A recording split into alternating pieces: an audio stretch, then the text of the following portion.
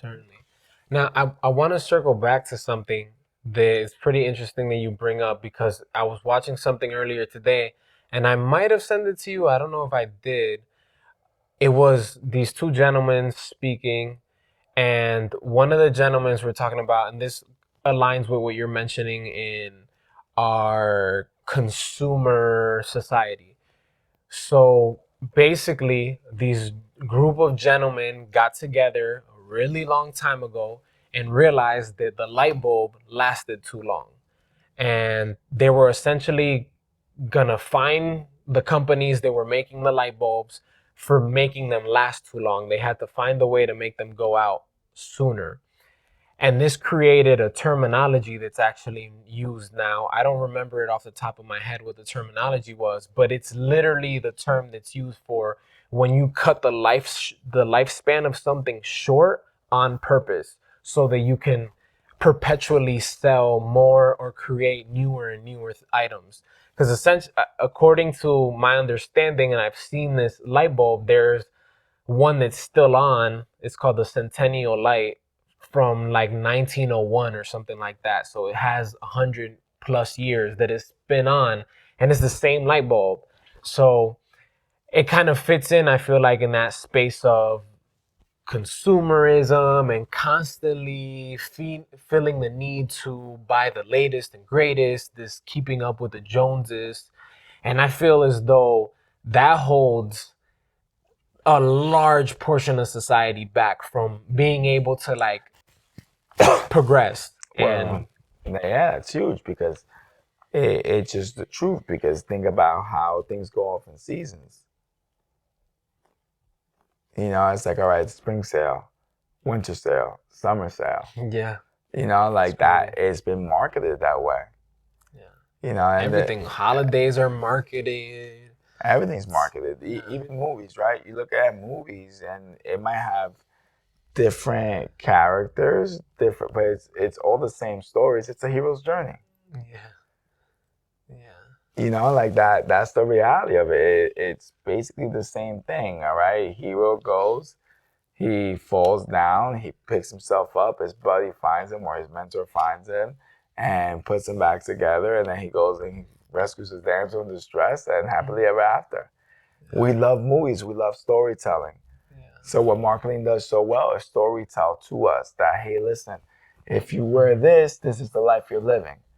And then what these things become are signals, right? So if we're all being told these stories, then I know that if I wear this shirt or these Prada sneakers or, like Prada hat, whatever the case may be, whatever you want, Rolex, whatever, yeah, then all of a sudden, like it's a social signal. yeah, And that's really what it comes down to. But then you have to ask yourself, right? If that's a social signal that I'm putting out, right? Then what about Warren Buffett? What about Zuckerberg?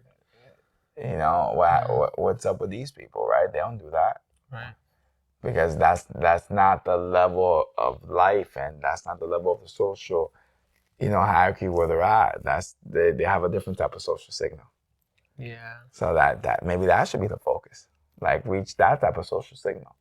yeah, I'm looking to build a company that gives lives to everyone around me.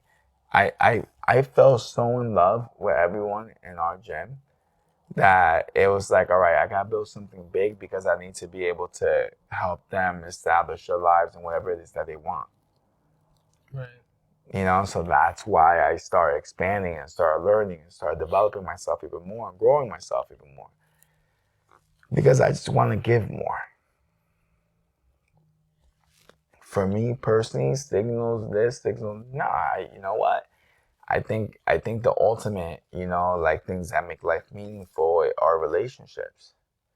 So I really care more about the quality of people I have in my life and the quality of people that I spend time with. And yeah, like I do like pleasant, positive people. I do. I apologize. I don't really see that I have to have a bad day. I don't see that have to get upset over this or over that. I don't see. I don't like having conversations where someone's complaining and I'm complaining. Like it Yeah. doesn't make sense to me. No, let's talk about great ideas.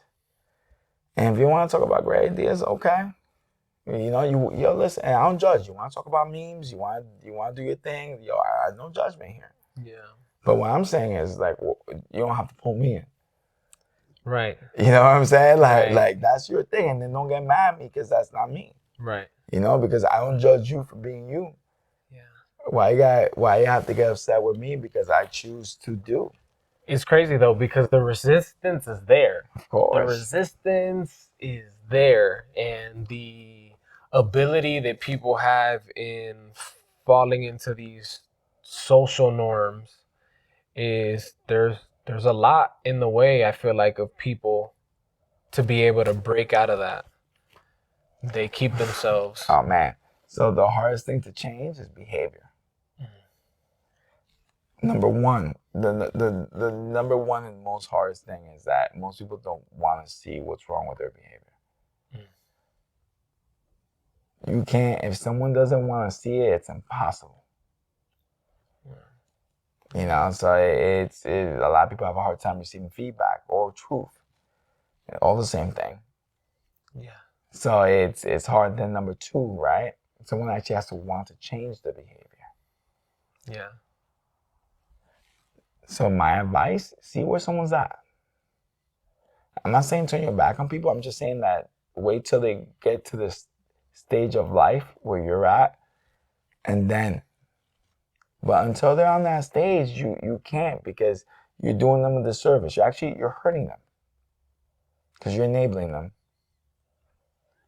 So are you really being a good person? And when they give you the guilt trip, you know what? Apologize, but hey, listen, I think you're gonna be way better than this. And when you get there, I'm here waiting. You know why? I'm not gonna enable you.